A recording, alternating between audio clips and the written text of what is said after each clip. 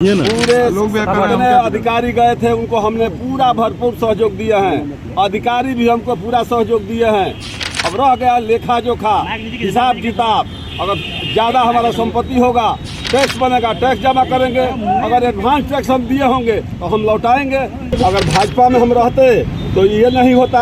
हमको खरीदने वाले लोग हैं भाजपा में, कहाँ रेट पड़ रहा है कि एक भी खाता नाजायज मिला है, एक भी बेनामी संपत्ति मिला है। हम चैलेंज के साथ कहते हैं, एक भी मोटरसाइकिल भी बेनामी मिल जाएगा, जो कहिए सो।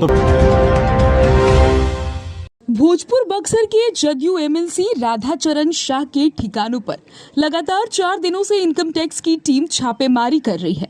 इस रेड में आयकर टीम ने जदयू एमएलसी राधाचरण शाह और उनके करीबियों के 23 ठिकानों पर पिछले 4 दिनों से चल रही इनकम टैक्स की छापेमारी अब खत्म हो गई है। इस रेड में 1.42 करोड़ कैश समेत करोड़ों की संपत्ति जब्त की गई है। इसके बाद अब इस पूरे प्रकरण को लेकर के राधाचरण शाह ने अपनी प्रतिक्रिया दर्ज करवाई है। राधाचरण शाह ने कहा कि ये मेरा सौभाग्य था कि मेरे यहाँ आईटी की रेड हुई।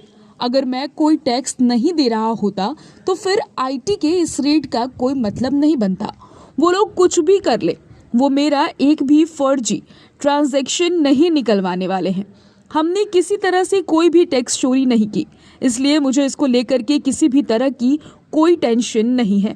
इसके अलावा उन्होंने कहा कि भाजपा के लोग जानबूझकर मेरे घर और ठिकानों पर छापेमारी कर मुझे भाजपा में शामिल करवाने की साजिश करवा रहे हैं। भाजपा के लोग मुझे खरीदने में लगे हुए हैं। वो लोग जानबूझकर हम लोग पर रेड करवा रहे हैं। ये लोग कभी भी किसी भी भाजपा नेता के घर पर छापेमारी नहीं करते हैं। हालांकि जितने अधिकारी गए थे उन्हें मैंने पूरा सहयोग दिया है। तो सुनिए क्या कुछ कह रहे हैं जदयू एमएलसी राधाचरण शाह। डाउन करो खाता है, अगर उसमें लेन देन का हिसाब किताब इनकम टैक्स में नहीं दिए होंगे तब न बेनामी खाता होगा। हमारे यहाँ 4-5 लोग भी क्या जी कर रहे हैं? अगर इनकम टैक्स में नहीं रिटर्न किया होगा तब न हम मने होगा। नहीं, कई कहा जा रहा है कि बालू के कारोबार में आप सम्मिलित है और कई ट्रांजैक्शन, करोड़ों का ट्रांजैक्शन फर्जी ट्रांजैक्शन है। ये सब बात कही जा रही है। रुपया का फर्जी ट्रांजैक्शन नहीं निकलेगा। डाउन करके रखिए ना। पूरे लोग अधिकारी गए थे, उनको हमने पूरा भरपूर सहयोग दिया है। अधिकारी भी हमको पूरा सहयोग दिए हैं। अब रह गया लेखा जोखा, हिसाब किताब। अगर ज्यादा हमारा संपत्ति होगा, टैक्स बनेगा, टैक्स जमा करेंगे। अगर एडवांस टैक्स हम दिए होंगे तो हम लौटाएंगे। पहले में 2005 में रेट पड़ा था। इनकम टैक्स ने पैसा लौटाया है, उसका प्रूफ हम दे देंगे। इनकम टैक्स से पैसा कैसे लौटा है।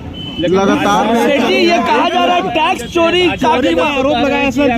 संपत्ति आप रखे हुए हैं। अगर भाजपा में हम रहते तो ये नहीं होता।